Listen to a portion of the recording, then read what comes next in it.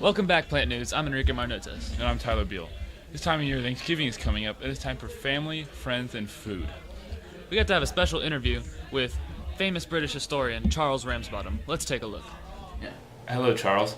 I'm glad you could join us today. So tell us a little bit about the history of Thanksgiving. Good day, Tyler. Aren't you British? Don't worry about my accent. That's irrelevant. Anyway, the history of Thanksgiving. Yes, the Pilgrims. They came over from Great Britain, my homeland.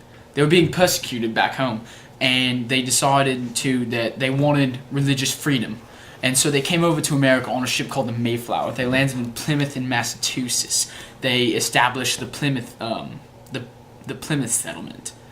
And so once they landed here, they met with the Indians, the native Indians. It was the Wampanoag tribe.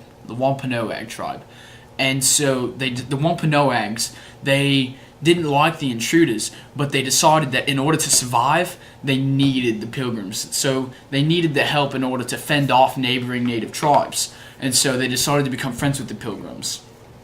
They taught the Pilgrims many things, how to survive in America. They taught them how to plant many different crops in order to survive.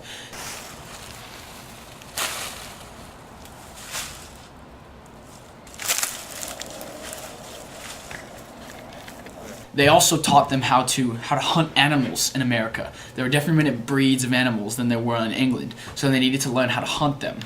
They also taught them how to fight other neighboring Indians would attack the Pilgrims, so they needed to know how to fight them off in order to survive.